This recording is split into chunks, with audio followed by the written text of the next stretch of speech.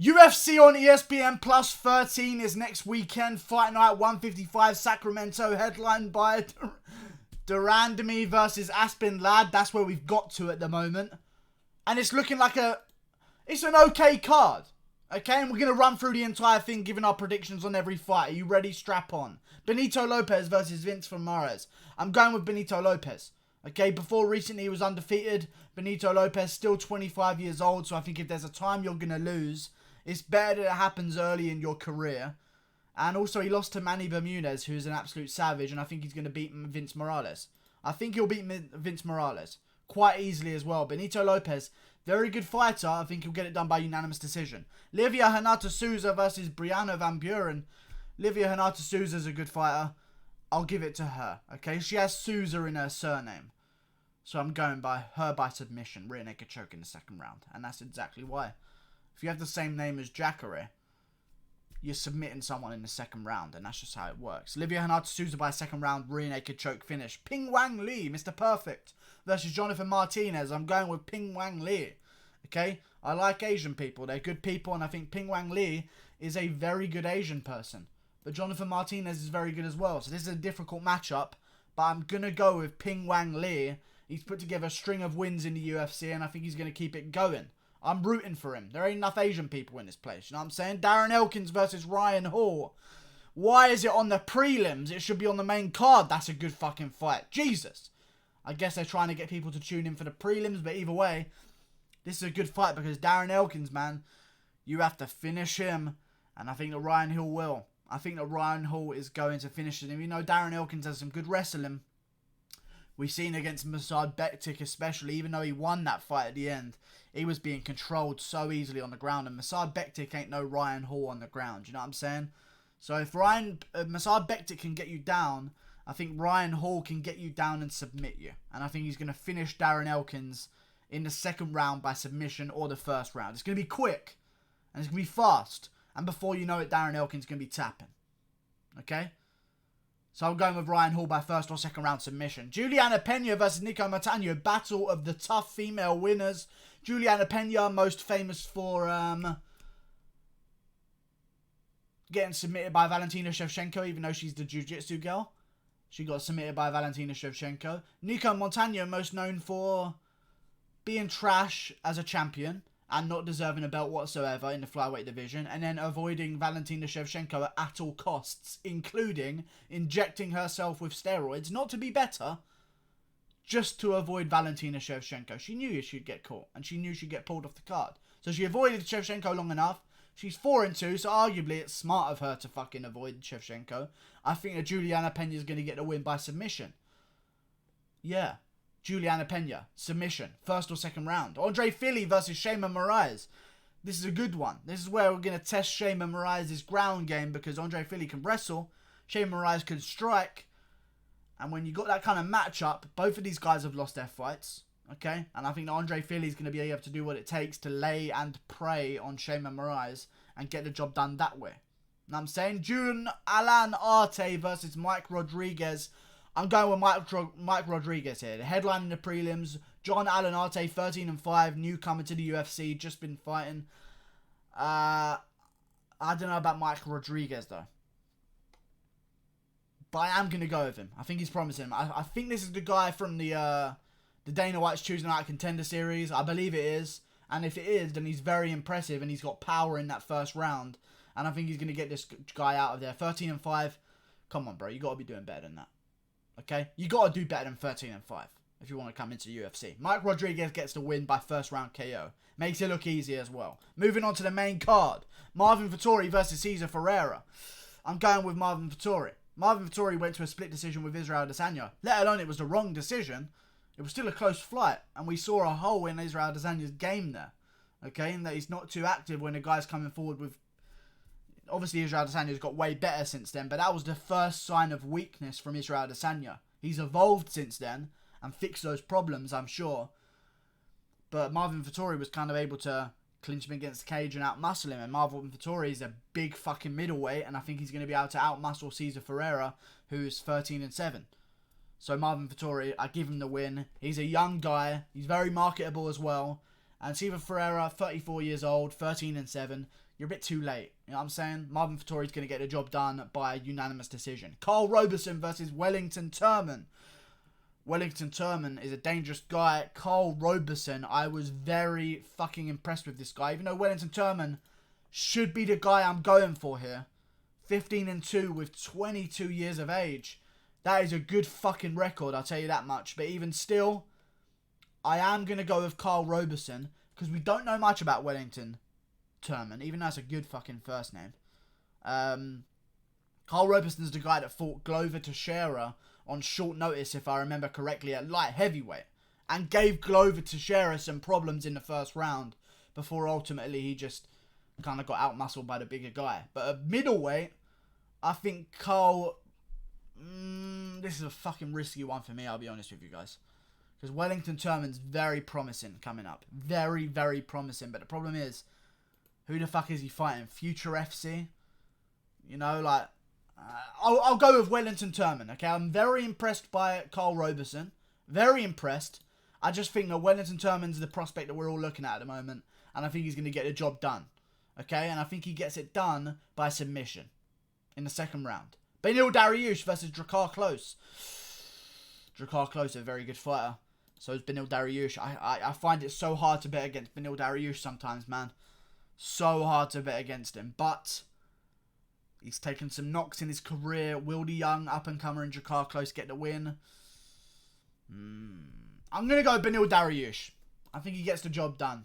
I really do. I think he's too experienced for Drakkar Klose to do anything damaging to him. And I think that he's going to get the submission in the second round or a unanimous decision complete ride out on the ground where Drakkar Klose can't even get up off the floor.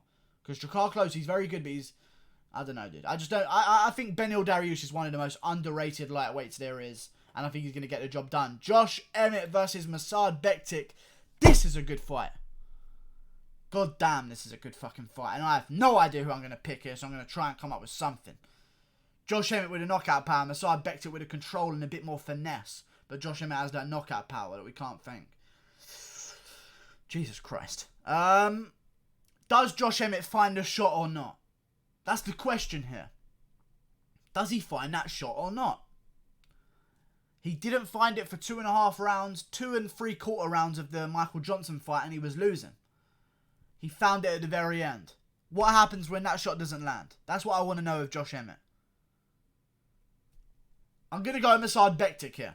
I think he's completely underrated. His only loss in his career has been where he's been dominating a guy so hard that just some shit happens and Darren Elkins catch him with a weird fucking head kick against the cage as he's getting up from a takedown. And I think that Masad Bektic's going to get the job done here and show himself to be a better fighter and show himself that, hey, look, he's a threat to be reckoned with in the featherweight division. I think he should, whoever wins this fight should take on the Calvin Kattar or Shane Burgos because they're the two new guys coming up. So whoever wins this fight, take on one of those guys. I think it's going to be Masad Bektic, and I'll go with decision. I'll go him outclassing Josh Emmett. Josh Emmett looking for the big punch the entire fight, and it's just not going to be enough. It's going to be too late. And, you know, you got to think, although Josh Emmett's new on the scene, 34 years old, trains at Team Alpha Male as well, so that goes down. Like, as soon as I hear you train at Team Alpha Male, I immediately think, right, he's not going to learn from mistakes. That's one, because their egos are too big. And two, he's never going to evolve his game. Especially at 34 as well. So I'm going with Masad Bektic here for the win by unanimous decision. Urijah Faber versus Ricky Simone. Ricky Simone is someone I'm very impressed by. I think he's going to get the win. I would like Urijah Faber to win because I think it would be better for the division. And they can slot Faber in right in the top 10 with a win over Simone. But I just can't. Like, Rani Yahya was a good guy in the UFC. Ricky Simone destroys him. You know? Montel Jackson on a streak in the UFC right now. On a 2-fight win streak over some decent names. Ricky Simone beats him. You know, Merab Devlashi. Ricky Simone's beat him already. Like, there's certain guys, their names just pop up everywhere and you can't ignore it. Like, I was watching a James Gallagher versus Jeremiah Labiano fight on Bellator 223 in London. And I look at Jeremiah Labiano's record and I was like, oh, well, do you know, Ricky Simone beat this guy and dominated him. Right. Ricky Simone is a very good fighter. And I'm very happy with him because I know how fucking good Merab Devlashi is. And Ricky Simone was in that fight. And whatever you think about the finish, Merab was out. And Ricky Simone got the job done at the very last seconds of the fight. But even still, he was in that fight. And I fucking know how good Merab is. And I know how underrated Merab is. And I know he's had some dodgy experiences in the UFC. But Merab's a guy, when I look at him, I think this guy's going to be in the top one day. And for Ricky Simone to beat him and make it competitive before he beat him as well, very impressive. He beats Montel Jackson, who I've made a prospect spotlight about. Very impressive. He's also beaten Rani Yahya, very impressive. And I think he's going to beat Urijah Faber. The game changes while you're gone. I'm sorry, Urijah Faber. It's going to be a rough time. The game has changed while you're gone. Okay, and whether you like it or not, Urijah Faber was, you know, he was never the best. And even his last fights against Jimmy Rivera, Dominic Cruz, they're all slipping down the rankings themselves. You know, fair enough because Dominic Cruz hasn't fought. But Jimmy Rivera, like, guys catch up. And I'm saying you get this wave and then guys catch up behind you. And I don't think Urijah Faber's been training at all hard over these past few years. He said it himself, this is a cash grab. In his own words, he needs money to start up a business idea. What better way to make a bit of money than to fight? That's the words I don't want to fucking hear. If I hear a guy coming back out of retirement, it's because I want to hear him say, I've never fell out of love with the sport. I've wanted to do it the entire time. You can't keep me out of the gym. And I just wanted to get straight back in there the entire time. I've tried to go away from the sport and but I can't. It's in my roots. I want to hear that from a guy that's coming back. I don't want to hear, I've got a business adventure, or a business venture, sorry, that I want to start up, and I'm having trouble finding funds for it. What a better way of making funds than fight. That's not what I want to fucking hear when you're coming back. But if he does win, it's better for the division. I do think Ricky Simone's going to get the job done, though. And I think he's going to get the job done by submission in the 3rd round. I think he's going to out-cardio Faber. Faber's not going to be in as good shape as he's normally in. That's for damn sure. He's a lot older guy. He's 40 years old. Ricky Simone's going to put the pace on him, take him into the 3rd round and get the finish there. And Ricky Simone is the next contender. 4-0 in the UFC with a win over Urijah Faber. We shall see. Germaine de Randamie versus Aspen Ladd. This is a good one. This is a very good one because Germaine de Randamie, although you think to yourself, Germaine's going to win. You win this fight. Easy. There's no way she loses this fight. I don't know. Because Aspen Ladd just keeps winning. And it worries me. Because Germaine de Randamie's 35 years old. You know, she's had her losses in the UFC. She doesn't like the grappling, which Aspen Ladd is very good on top. Very good on top and very dominating on top. I mean, she beat Tonya Evinger. Is probably her biggest name on her record. So, she's very dangerous on top. She fucking smashes fists down. She even makes noises when she punches. Turns me on a little bit. I think she's actually going to get the job done over Germaine de Randamie. Germaine de Randamie is going to be a big fucking bantamweight, I'll tell you that. But I think that Aspen Ladd's going to have what it takes to take a few shots, get it to the cage, and take down Germaine de Randamie and get the finish on the ground by TKO. I'm going with Aspen Ladd because I kind of want her to win, but I also think that she is going to win. 8-0 in the UFC, soon to be 9-0, and then we can maybe see her challenge for a title, if not a big name in the division. Aspen Ladd gets the job done by 2nd round TKO. I think she gets lit up on the feet a little bit at first. She gathers herself. She gets it to the cage. She gets the takedown on Germaine de Randamie, who's known to have problems with her takedown defense, and gets the job done on the ground by TKO. 2nd round. Like and subscribe. Thanks for watching. Expect some punches after the bell, because that's Germaine de Randamie special, baby. Punches after the bell. She's got them covered. Okay, she can be landing punches when they're backstage after the fight. I thought we still fight. She had no idea when the fight's over. Look out for it. Like and subscribe. Aspen Ladd TKO in round 2, I think. I also feel like I've been wrong about this. I don't know. Whatever. Like and subscribe. Thanks for watching. Goodbye.